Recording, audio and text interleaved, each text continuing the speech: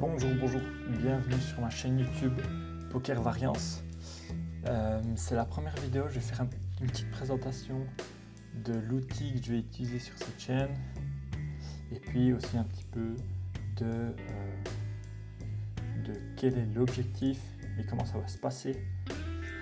Le but c'est d'être transparent, authentique. Donc le but c'est de faire des vidéos en une prise. Donc il y aura un petit peu des mots de remplissage, il y aura probablement des fautes de français. Mais voilà, le but c'est d'avoir juste du concret. Donc voilà, on se retrouve sur la page que j'ai créée et par la même occasion l'outil que je vais utiliser pour mon challenge qui est de passer de joueur 0 à joueur pro. Donc pour une petite mise en contexte, j'ai un niveau basique en poker, je connais les règles, je sais comment fonctionne le jeu, mais j'ai pas plus de compétences que ça. J'ai jamais étudié le jeu, j'ai vu quelques vidéos YouTube de pro players, donc à des années-lumière de ce qui se fait en basse limite. Et puis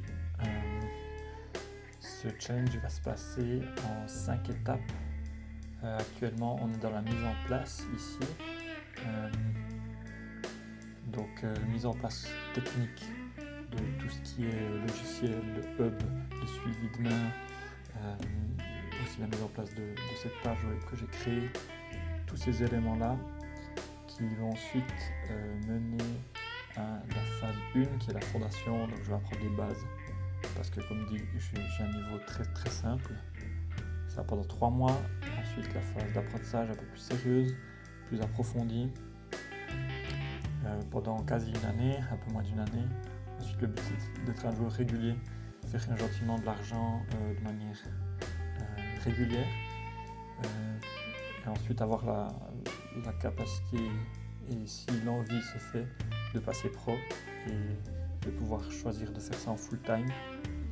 Et ensuite, dans 48 mois, donc c'est un peu une musique d'avenir, c'est dans 4 ans. Voir où ça peut nous mener. Et puis concrètement, qu'est-ce qu'il en sera de ma situation.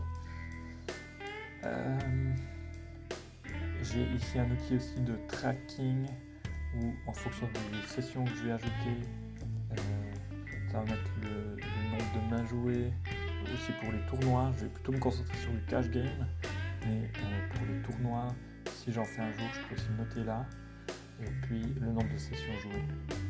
Ici j'ai un compteur de devises, donc on va voir que je vais commencer le challenge avec 500 francs suisses, et puis on aura une notion, que ce soit en dollars ou en euros, avec un taux de change mis à jour toutes les 5 minutes en temps réel, pour avoir une idée concrète de où est-ce qu'on en est au niveau purement financier.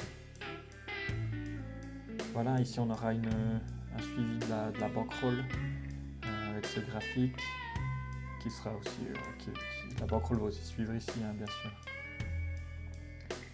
Ensuite il y aura un journal de session ici où je peux noter la limite, le buy-in, cash-out, combien de temps j'ai fait, le nombre de mains jouées et puis comment je me sentais, les leçons clés que je peux en tirer.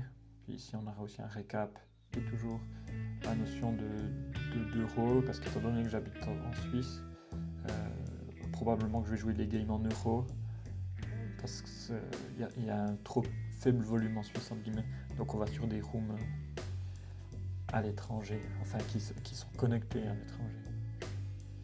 Ici, j'ai un outil qui va me permettre de voir mes erreurs de jeu, qu'est-ce qui revient de manière récurrente, qu'est-ce que je fais faux et comment est-ce que je pourrais améliorer. Ici, un outil de revue mensuelle avec une notion de combien est-ce que je fais, quel est mon win rate, combien je fais de manière nette en termes d'argent, où en est la bankroll à la fin du mois, et puis les erreurs puisque ce que j'aimerais bien améliorer. Ici on aura un calcul de l'équité pour avoir aussi un suivi global où est-ce que j'en suis dans le challenge. Ensuite, s'il y a des commandements de guillemets, enfin plutôt les règles que je me fixe,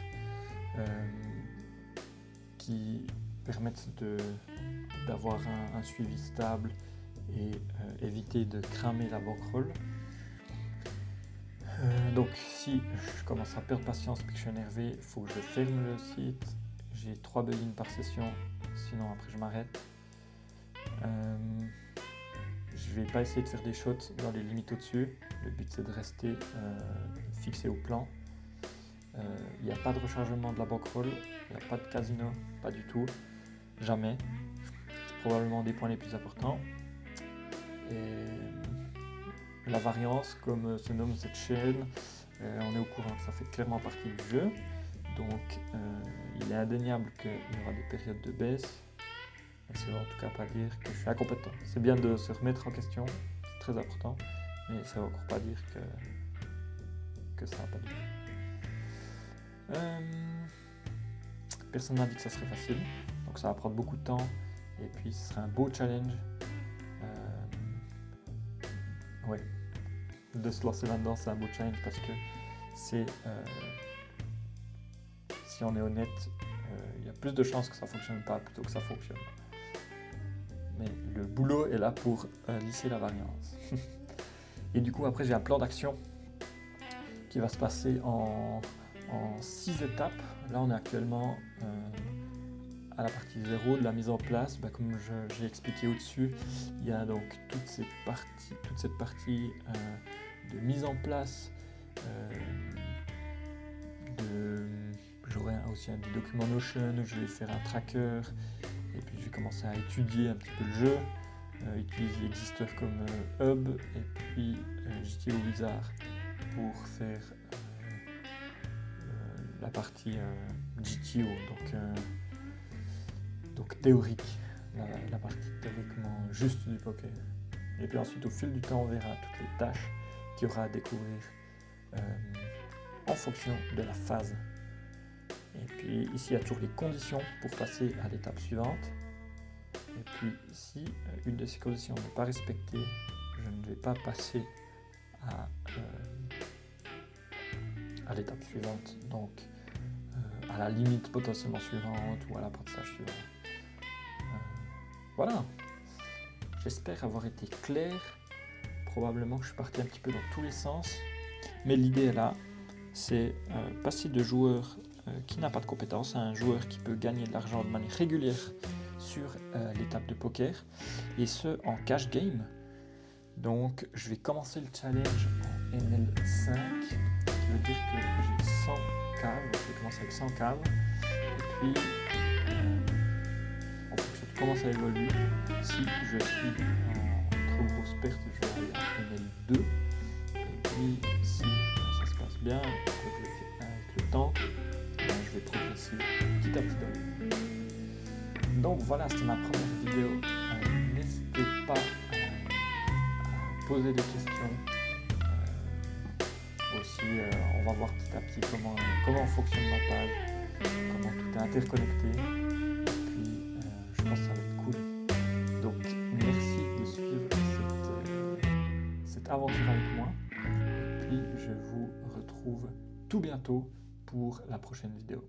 Allez, ciao, ciao!